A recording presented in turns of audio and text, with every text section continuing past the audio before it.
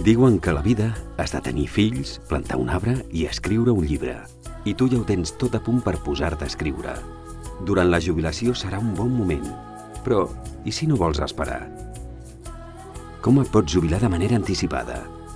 És possible accedir a la jubilació anticipada voluntària 2 anys abans que l'ordinària.